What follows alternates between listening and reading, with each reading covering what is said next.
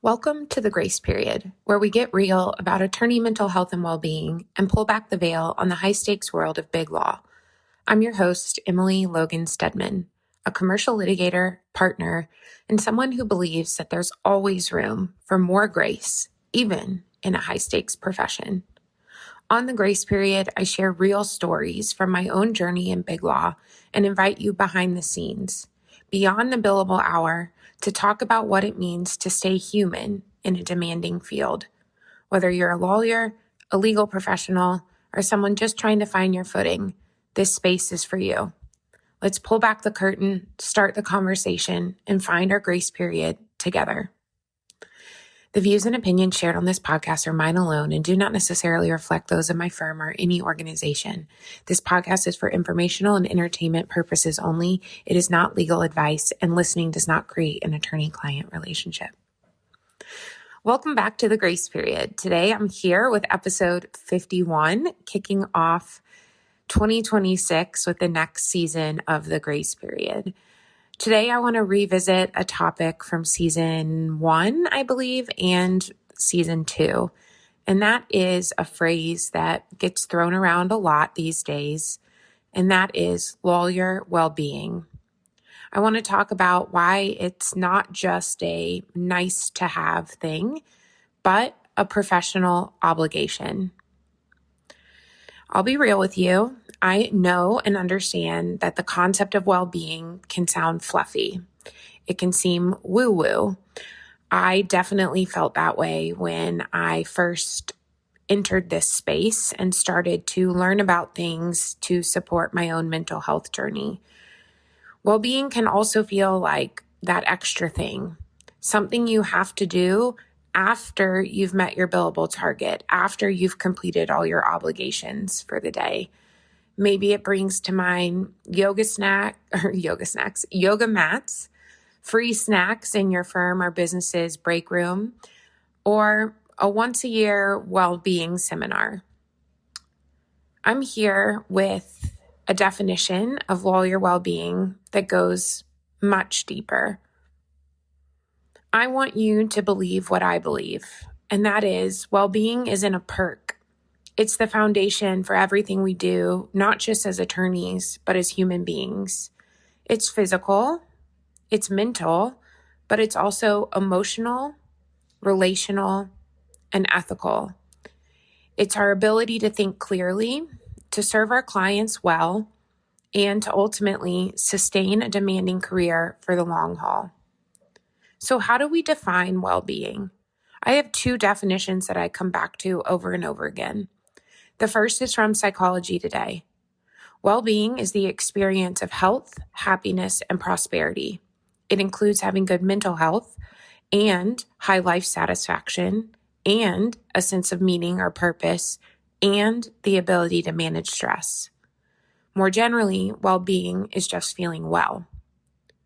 I like this definition from Psychology Today because it shows that well-being is not just about our minds or the woo-woo, like meditation, yoga, and deep breathing. It's holistic. To be well, we must recognize our entire humanity and attempt to engage with our entire sense of self. And for me, that is a daily effort. The second definition I like is, naturally, from the American Bar Association and their 2016 report on the path to lawyer well-being. The ABA defines well-being as a continuous process whereby lawyers seek to thrive in each of the following areas: emotional health, occupational pursuits, creative and intellectual endeavors, sense of spirituality or greater purpose in life, physical health, and social connections with lawyers. Lawyer well-being is part of a lawyer's ethical duty of competence. That last bit is my favorite. Lawyer well-being is part of a lawyer's ethical duty of competence. Lawyer well-being goes beyond ourselves. To better the profession, to best serve our clients, we must be well, or at least striving to be our best selves, whatever that looks like. I want to emphasize, well-being isn't just about feeling good. It's about competence. Under the ABA's model rules, competence is the first and core duty of every lawyer. ABA Model Rule 1.1 says, a lawyer shall provide competent representation to a client. Competent representation requires the legal knowledge, skill, thoroughness, and preparation reasonably necessary for the representation. Some have proposed adding to this model rule as follows. In addition to legal knowledge, legal skill, thoroughness, and preparation, competence requires mental, emotional, and physical ability reasonably necessary for the representation. Even if not formally added to our model rules for competence, this addition gives important context to our duty of competence.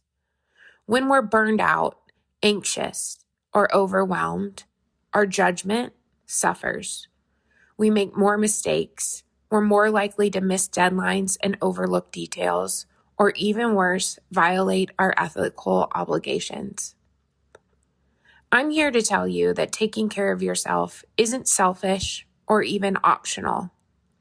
It's how you protect your clients, your license, and your reputation. I ask you, can you be competent?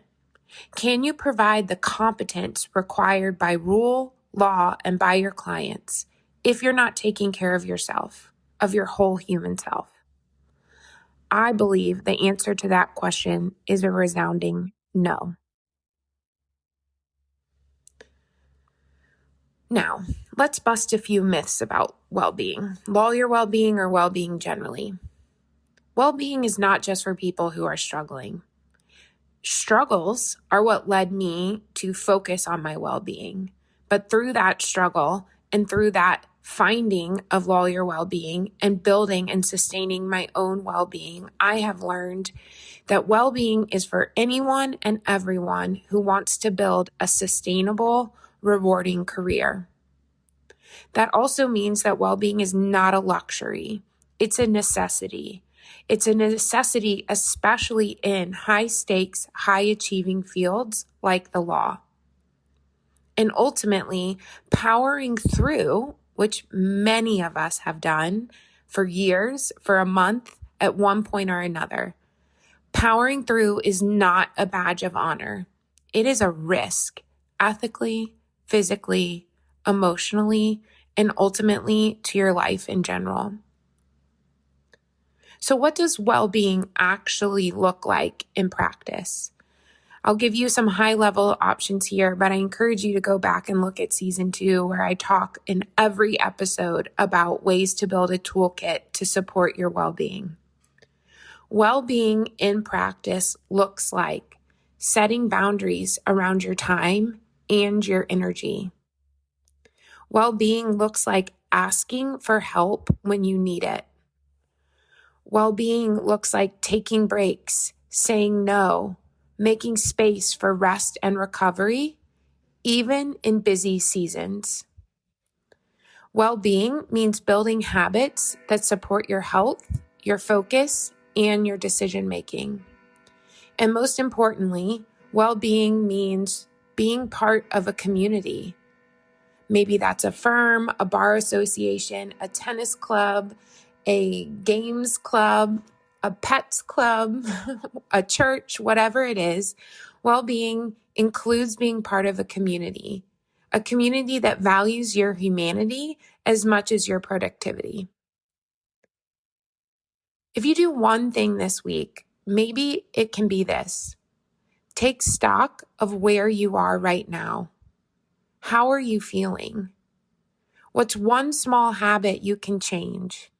One small boundary you can set to support your well-being? Your clients, your colleagues, and your future self count on you to take this seriously. Well-being is not an afterthought. It's not a footnote to your success. It is actually the foundation. And this is something I wish I had figured out much, much, much sooner in my career.